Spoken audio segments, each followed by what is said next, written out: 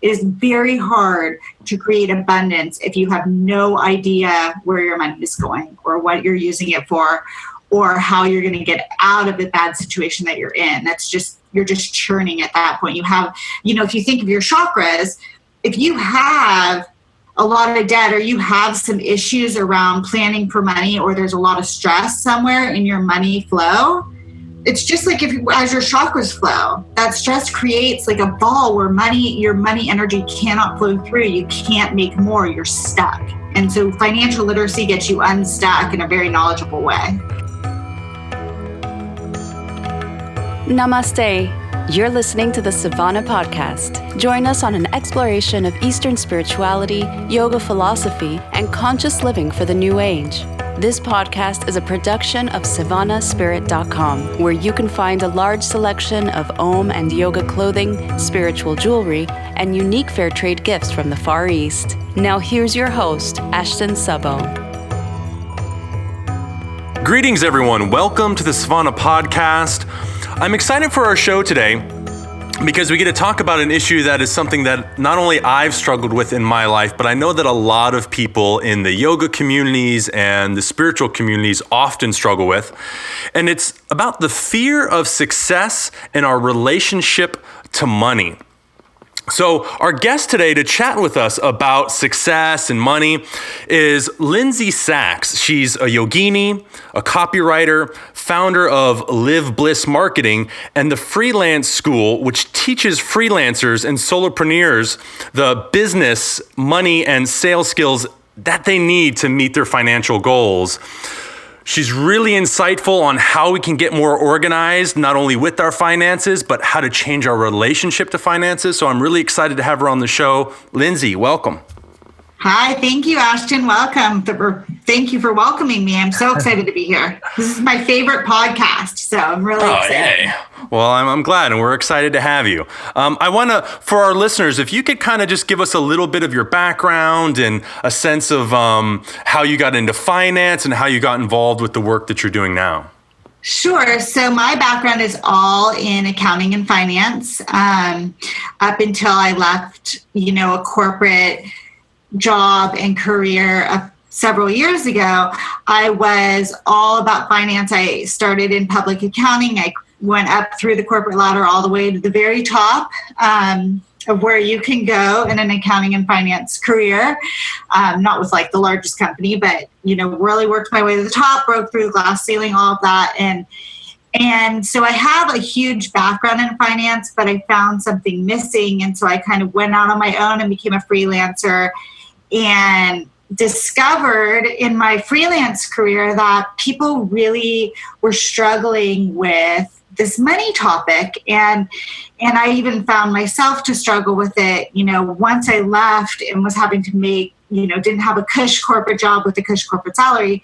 I really found myself in a situation where I struggled with it as well. So I've helped a lot of people. I used to do only financial wellness coaching when I first came out, and I've helped a lot of people, like hundreds of people with their financial problems and their money mindset, and just really getting tactical about how to fix issues with money, whether it's having too much debt or money hoarding. Like there's all kinds of issues all the way through the spectrum. So that's how I got involved in it. And I've since broken out into more marketing and strategy around freelancing. But of course, it all comes back to being able to have a really solid and healthy relationship with money in order to succeed.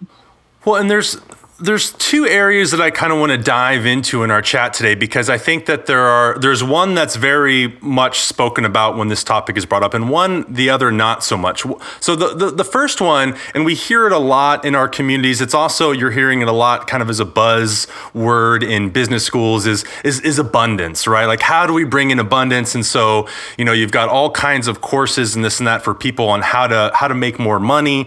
You've got in the spiritual communities, like like all this talk of, how do I call in more abundance and blah, blah, blah, which again, a topic that we can touch on a little bit today, but that's the one that I feel is talked about a lot. My concern is actually like, okay, well, we have someone with no business background whatsoever. Let's take the case of the average yoga teacher, perhaps, and they're getting into yoga, they're coming out, they want to have a job teaching yoga, and maybe they're doing some of the stuff that brings in the abundance, but they're horrible at dealing with money. They don't really understand business. And so it doesn't matter if they have more money or less money, they're not good with it. And so they stay in a scarcity mindset. They're living paycheck to paycheck, even though they're making more money. So I want to touch on both of those today. And perhaps we could kind of start with the more common topic of, calling in abundance for people that feel like, hey, I don't have enough money in my life. I am living paycheck to paycheck. How can we start at that ground floor with to find some creative ways that everyone can work with to bring in more abundance into their life?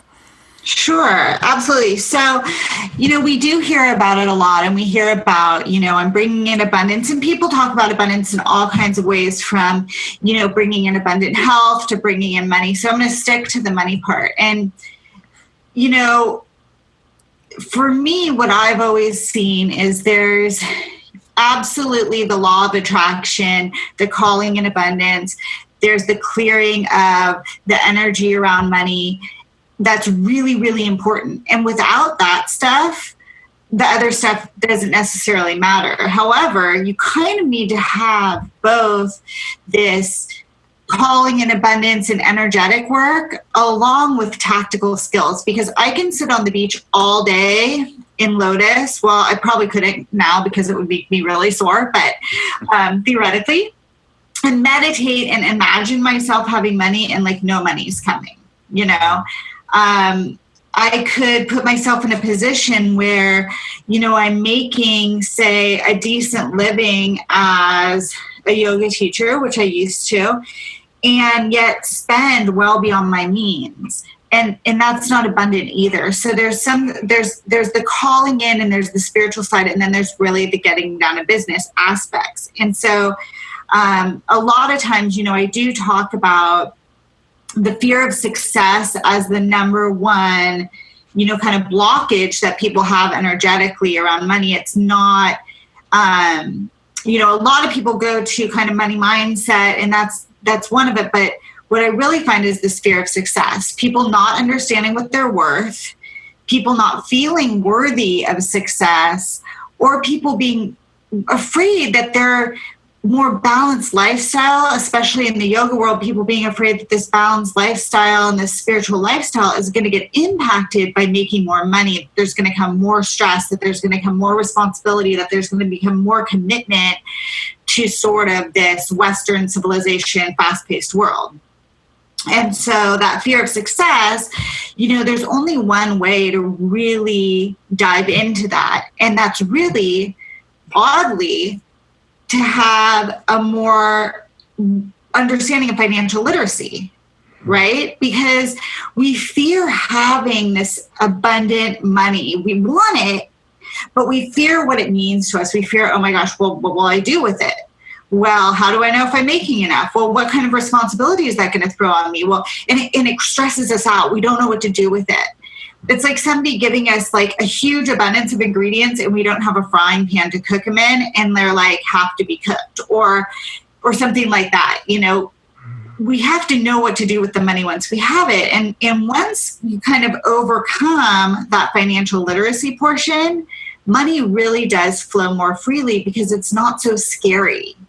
Mm-hmm. And that fear of success of having the money isn't scary either, Well, and I think so much of it does come down to, as you say, financial literacy, because you have people that maybe they make this is something I noticed when I lived in San Diego. It didn't matter if somebody was making 20 grand a year, 80 grand a year, 200,000 a year, or 2 million a year. They all thought that they could finally relax once they made that next step up. There was always that next thing. It's because the culture itself doesn't really encourage people to live within their means. And so they're always striving, they're always spending out of their means, so they're always struggling, no matter, like we had friends that successful doctors, and to hear them talk about money is the way that like we were talking about money. We were making hundreds of thousands of dollars less a year. And it's like, it would blow my mind that and so much of it is just a basic, as you mentioned, financial literacy. It's not even so much the calling in abundance, because my concern with those thoughts, and I do believe that intention and all that is powerful, but some people get caught up in the idea, like you said, I'm just going to sit on the beach and bring in all this abundance all day long, but then they don't put any actionable steps into place to actually bring in any money. So it doesn't like, cool, I want to make money as a yoga teacher and not live paycheck to paycheck, so I'm going to sit here and meditate on finances all day. Like, I mean, maybe that's a helpful part of the practice, but if you're not doing anything to grow your business or grow your skill set as a teacher, then that doesn't matter. So there's definitely that literacy part. Before we jump fully into that, because I do want to get into some advice on that. You had a story that we had talked about. Here we are talking about, well, careful with the idea that calling in something is just that. But you had a story that you shared in relationship to a goddess. Now, this is something we've talked about on the podcast in the past. We've had stories about Lakshmi. We've also talked about, the teachers feeling their worth, and that, am I not even supposed to be making money because it's yoga and it should be free? There's other episodes where you can listen specifically to that. But I want to talk, because you had that story about Lakshmi, which I still think is really great and powerful, because it's something that I use in my practice as well. When I need more abundance, I am chanting to Lakshmi every day. But I want to hear the story, or if you could share it with our listeners as well. Sure. So this comes from, I've been very successful financially in my life, and I've also been starting businesses, and that can be very expensive. And I felt I was stuck, like my energy was stuck around money for a little while. And I was starting to really believe that, it wasn't something I could ask for spiritually. Like, I got into this really strange mindset where spirituality and money became very separate for me, or maybe it had never been together in the first place. But I found I really needed to bridge that gap, both for my spiritual side and also because I knew that I wasn't going to charge people what I was absolutely worth unless I could feel that worthiness. And so I kind of did some research, and I didn't know anything about Lakshmi really that much. And I kind of did some research on what are some chants I can do as part of my miracle morning to bring in sort of an abundant mindset. And I found a chant, and I decided to go for it and build the bridge between spirituality and money, using this chant 108 times for 40 days.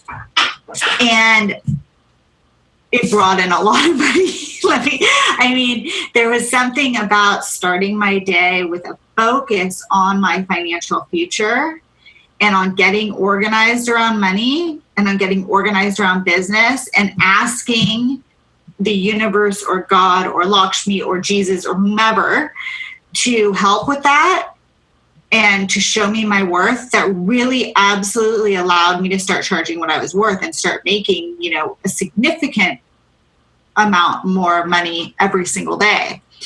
And so, I got very close to Lakshmi. I now envision that she's dropping the coins that are in her hand out onto my head. Like she's this huge statue just dropping coins all over me.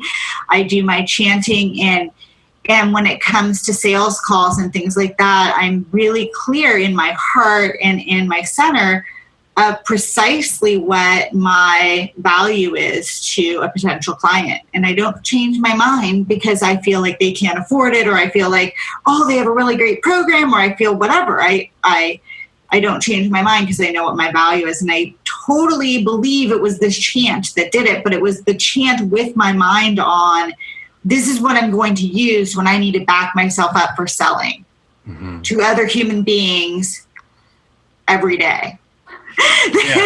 Then who cares? Like, I could do the chant and I could sit on Facebook and write a couple ads, and that's not going to work. I need to do the chant and go out and find people to sell to and sell to them. Right. So there's still the mechanical side and the skill side of selling and whatever it is that someone does for their job. It's not just sitting back and waiting for Lakshmi to do all the work, but there is real power in creating clarity every morning of like, what is my day going to entail? And it opens up doors because you start to focus on those elements of, if it's abundance or whatever it is, instead of the negative elements. They're both going to be there. They don't stop being there because now you're chanting the Lakshmi, but it's like now you put more focus onto those parts, and that's what calls more of that in, because more of your energy is going in that way. And it's not just some ethereal woo-woo energy, but like you're focused, because now you're focusing on, okay, I've got these sales calls, I got to do this, I've got these classes coming up, I got these privates, I got whatever it is.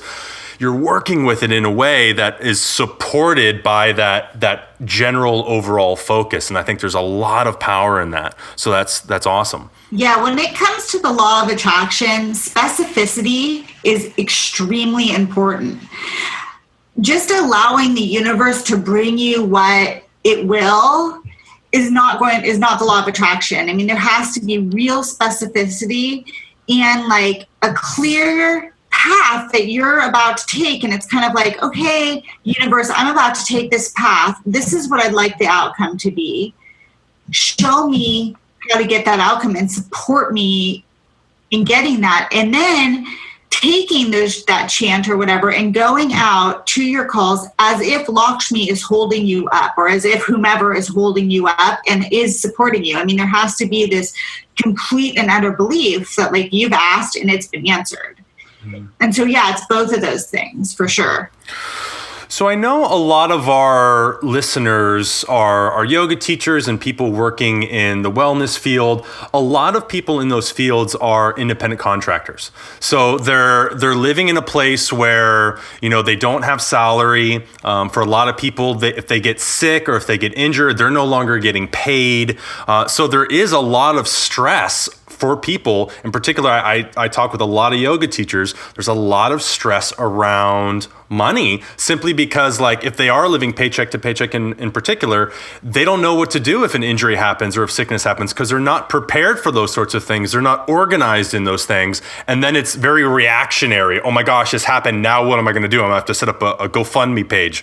How can people start to get more organized? And perhaps even with the mindset of independent contractors, it's such a huge thing right now for lots of different type of work out there, even in the tech fields. How can what are some real actionable steps people can do to start to get more organized with their finances in their lives?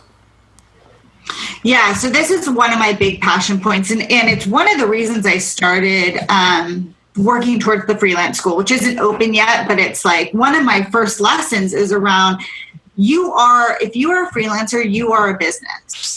You are not an individual who has money coming in from your services, who kind of then spends it wherever, and it's just kind of this free-flowing attitude. If you want to be a successful freelancer and not have a boss, you're a business. And what do businesses do first? They decide what they're going to pay their employees. So you're your own employee. So you decide what you need to make to, pay your mortgage, whatever, pay your rent, whatever it is that you need to make personally. They insure their employees, right? So that if an employee gets sick, they're insured. And can we jump into that one for a second? Because the insurance is a really big topic as well. Keeping the politics aside of Compassionate Care Act or anything else and anyone's opinion on that, simple fact of the matter is right now, it's really hard for a lot of people to have insurance. I know a lot of people paying the fine because they can't afford insurance. And now you've got certain companies opting out of the Compassionate Care Act, all kinds of other stuff. There's the conversation, well, how on earth do you afford insurance? That's a topic to perhaps dive into. But really, and you had mentioned this in a previous conversation, yes, that's important to have that insurance, but it's actually perhaps more important to look at other types of insurance, and especially for freelancers and yoga teachers and things like that. Could you talk a little bit about the types of insurances people can have and how there are different types and some might be a little bit more pertinent than others? Sure. So if I'm living paycheck to paycheck, it's likely that I live in California, so I have covered California. So when I wasn't making any money, when I was first starting out on my yoga career, and I wasn't making very much money, I still had health insurance. My insurance cost me $82 per month. I had catastrophic insurance. So my health insurance didn't, it was expensive for me to go to a doctor if I had a cold or the flu or, general stuff like that. I had one free women's appointment per year, physical, and everything else was sort of this ceiling. So if something happened to me, if I broke my leg, that would only cost me $2,000 versus what it could cost without insurance, which is well in excess of $10,000. So my purpose was, if something happens to me, I want to have health insurance in such a way that I don't have to declare bankruptcy, right? So that was my main priority, and I paid $82 a month for it, and it was great. I had prescription coverage, and I take some prescriptions, so I needed that. The other thing that I had in place was something like an AFLAC, which basically is they will pay you X amount per month, which you choose when you get the insurance. Like if you want to be paid $2,000 a month, obviously it costs more for the insurance than if you want to be paid, $1,000 a month. If I got injured on the job or if I could not work. So when I first started teaching yoga, I got shingles for 3 weeks. I was out. And shingles can take a lot longer than 3 weeks. I was only out for 3 weeks and I couldn't work. And so AFLAC kicked in and paid me, I think, $250 a week, which wouldn't have paid rent or anything, but it did keep some money flowing in so that, I wasn't like destitute during that time, because otherwise I would have been destitute. Mm-hmm. So really, that's part of paying yourself. Is you have to protect yourself in the event that something happens. Because frankly, if you're living paycheck to paycheck and you get injured and can't teach, or get sick and can't teach, or can't do your job, you're going to be homeless. Well, not only do you have the bills of the injury, but you actually aren't getting in the new money to help pay for those bills because you're injured to begin with. Yeah. If you're running out of month before you're running out of, or if you're running out of money before you're running out of month already, and then on top of that, your credit's not so good, so maybe you don't have credit cards and things like that, and you can't pay rent. I mean, that's real trouble. That's moving back into your parents' basement kind of trouble. So really protecting yourself, and there's so many cheap ways to do it. I know Yoga Alliance has things. A lot of different groups of different types of freelancers have group insurance that they've gone in and lowered the rates for people that are in their group. So there's all kinds of ways to find it. But that's a really important goal to have, is to just have some protection in case you can't work. Mm-hmm. So it's not only making as much as you possibly can for what you're worth, but having protection so that you don't have to be stressed. I mean, that takes so much stress away, right? So that's one of the first things that I teach. The other thing is, of course, if you're doing private lessons and don't have liability insurance and stuff like that, that's insane, and you need to have that. That's a business expense. And that doesn't, for most of those, it's $100 a year kind of thing. I know for yoga, right? At least that's not that and much. You have to have it. It's a have to. For the other thing to note is for freelancers, a lot of those costs of the insurance premiums and everything are write-offs on your tax return. So if you're paying taxes, that's a business expense, because businesses get to write off their employees' premiums. You get to do that too. So there's savings there too. You are paying with sort of after-tax money or whatever. Mm-hmm. Super boring to talk about taxes, I know, but it's a thing. Taxes are also a thing. So what else? So we've got this idea of the necessity of insurance. You have to have at least some type of catastrophic insurance in case you get injured. That's one way. What's something else that people can do to start to get more organized with their finances? So we were talking about financial literacy. Find a course. You can, sign up for my Facebook group, and I'm going to start posting things about financial literacy for freelancers in there. But take a course, know how to do a budget, know how to live by a budget, know how to, assess how you did versus your budget, know how to balance your bank account, check your credit cards. So here's a question for you. So I know a lot of people, myself included, and this covers a lot with yoga teachers and freelancers and independent contractors, where because their work varies, their pay varies, and therefore it's really hard to make a budget. My wife and I are both freelancers. We make a lot of different money each month. You know, she might have a couple of weeks where she's just slammed every single day, all day long, brings in whole tons of loot. And then it's a holiday, it's a this or that, and she's low. And I mean, it's significantly less. You know, I have with my workshops and stuff, different times. So it's really hard to plan for that. How can people that have such scattered incomes start to create a budget? What advice do you give? You don't start with your income. Okay. So there you go. See, this is perfect. The first thing that you do is you start with your expenses, and you start with the necessary ones, the not varying ones, your rent, your gas to get from point A to point B, specifically work and places you absolutely have to go, your car payment. If you have credit card debt, your minimum credit card payment plus like a little more so that you're not falling into further and further debt with interest payments. So kind of those fixed expenses, electricity, anything that is a fixed expense that you must have. Food, like what's the least you can spend on food. And so you start with your bare minimum expenses, and that's your budget initially. And then you look at, okay, what do I make in an average month? Now, if what you make in an average month is less than your bare minimum expenses, it's time to consider charging more, getting an additional job, a side gig, whatever. Like you have to do something, right? But as long as what you're making is more than those expenses per month, or a way to get that money, then that's your the bare minimum what you have to do, right? And then you start adding things on top. Well, I'd like to not only drive my car to work, but I'd also like to drive it to a friend's house once in a while. So, you start adding things, but really slowly you add them until you kind of get to your average income. And then you look at it and you say, okay, I can't go over this budget because this is my average income. So yes, some months my expenses might be a little higher, but in the other months I'm saving, right? Because it's not like, okay, I made $1,000 this month and my budget says 800. So yes, I have 200 more to spend. Like that's not how freelancers work. That's 200 to save for the month that you maybe don't have that. Mm-hmm. But yeah, you start with your expenses and you make sure you can cover them. Mm-hmm. And if you have a lot of credit card debt, it's time to go out and consolidate your credit card debt unless unless you can see a way that you can make a lot that you can pay that off in the next 12 months.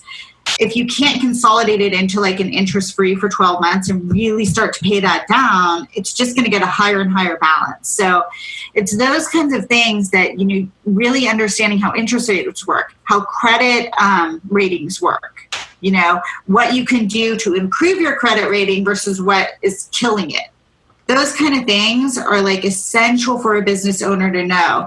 It is very hard to create abundance if you have no idea where your money is going or what you're using it for or how you're going to get out of the bad situation that you're in.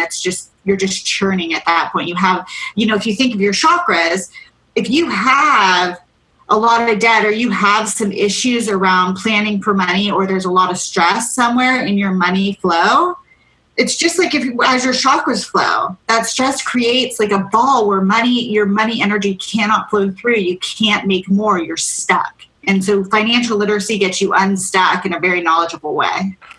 So I think you mentioned taking courses and things like that. And I think, self-learning is really important. I think everyone needs a basic financial literacy, as you mentioned. Beyond that, though, do you encourage people, especially if they're working as a freelancer or independent contractor, to hire someone to handle their finances for them? Or is that something that, like, with a basic bare grounds understanding, you really don't need that? You used to work as someone who did a lot of work for people, but what's your opinion for the kind of average person looking to get their books balanced and their finances in order? Do they need to hire someone like that for help or just for advice, or what do you say? So I say a couple things. So first, Never let somebody play in your money if you don't know what's going on. So if you don't have financial literacy, don't hire an accountant to work with your money. That is how you get stolen from. Period. End of story. Like if you don't know how to balance your bank account and you have somebody else just telling you, oh, blah, this is how good your month was, the chances are it's leaking into their pocket. So be very careful. You need to have some measure of financial literacy. Have somebody else do your taxes. It's not that expensive. It is essential. Like your taxes, even though you're not maybe making $100,000, $200,000, $1 million a year, taxes for the self-employed are extremely complicated. There's ways to save money. There's tons of write-offs you can have, but you really need to know what to do. So hiring a CPA to advise you on how to get ready for taxes and what to save and what to know, and then do your taxes at the end is a really great idea.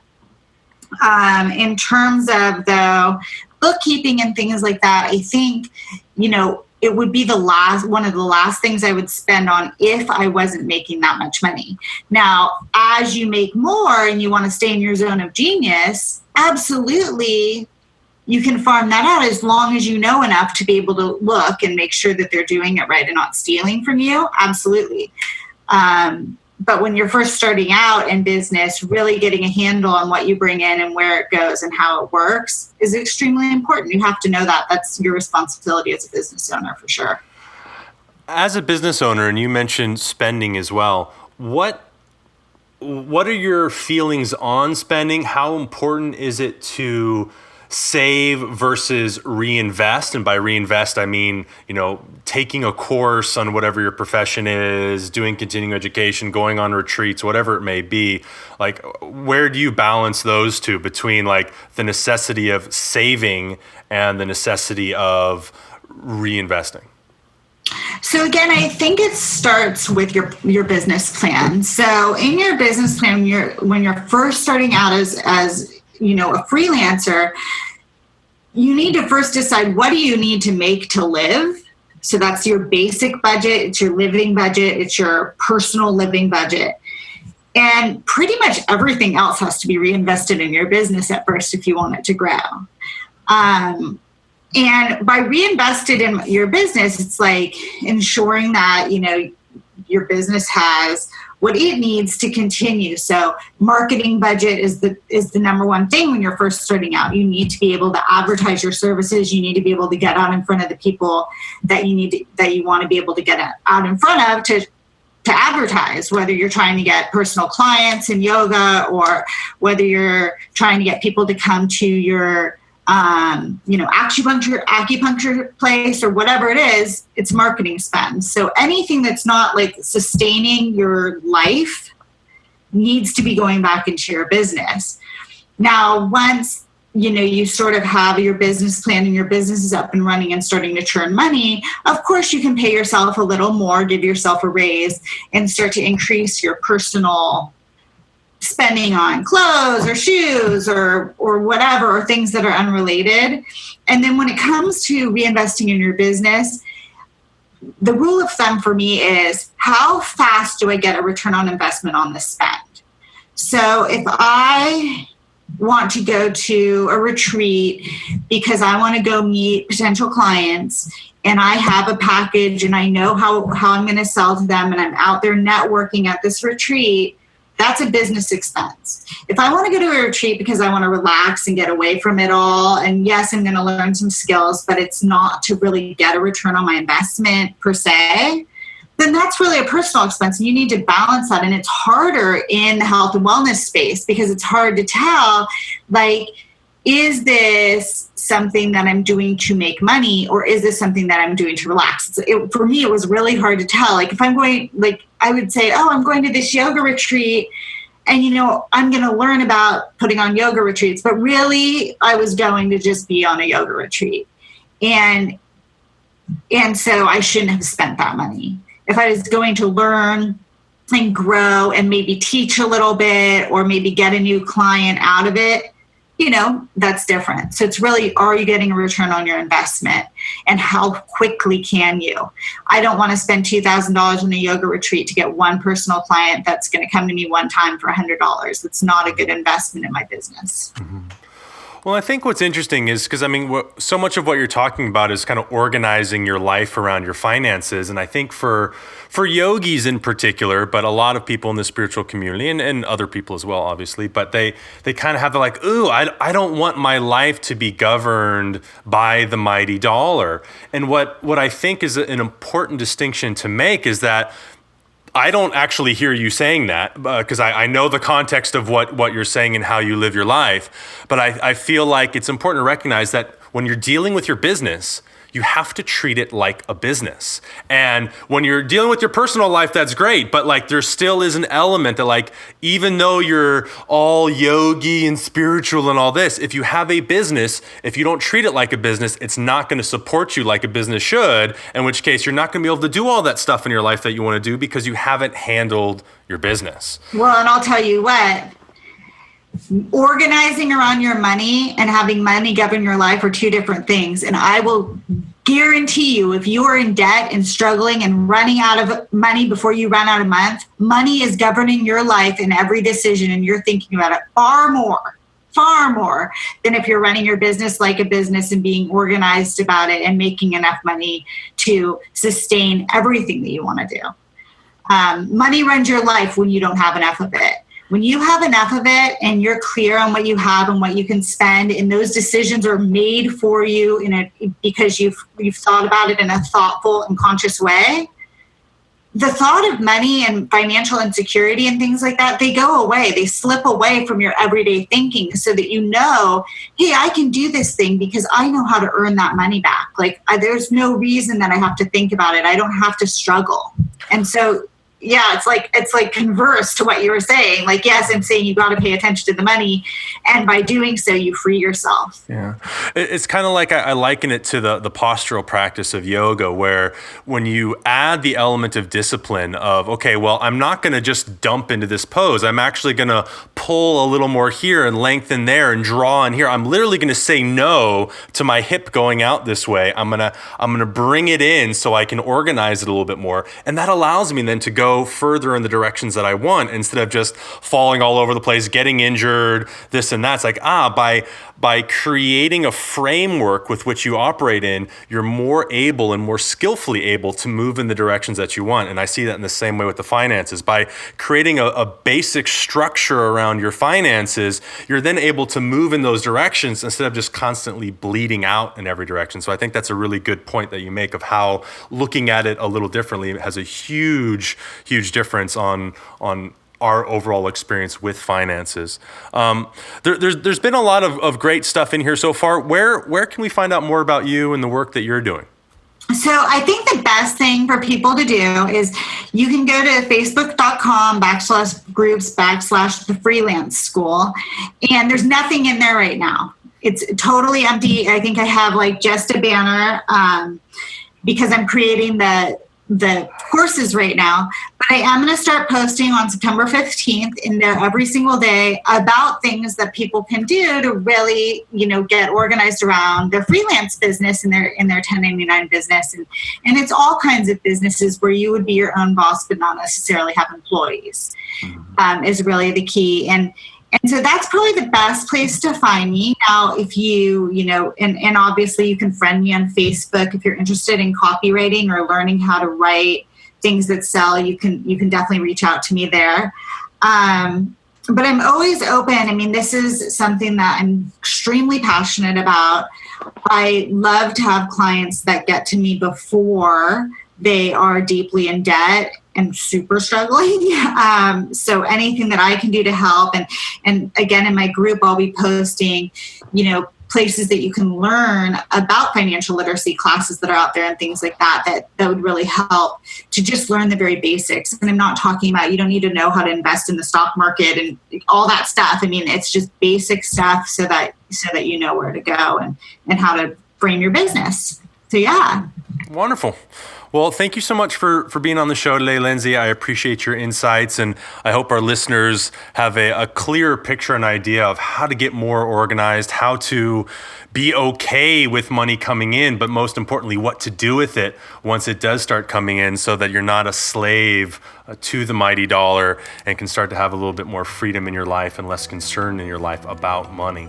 Absolutely. Let that energy flow. Yes, absolutely.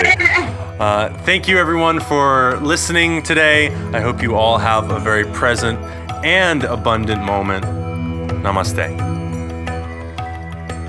Hey, everybody. Thanks for listening to the show today. Please go over to iTunes, write a review, let us know what you think. It helps us in creating new content for all of you. It also helps new listeners get a sense of what to expect from the show. We really appreciate your feedback. Thanks again for listening. Namaste. You've been listening to the Savannah Podcast. To find out more about Savannah, go to savannahspirit.com or follow Savannah on Facebook at facebook.com/Savannah Spirit. For daily inspiration, check out our blog at savannaeast.com. Be sure to join us next week for a new episode, and thank you for listening to the Savannah Podcast.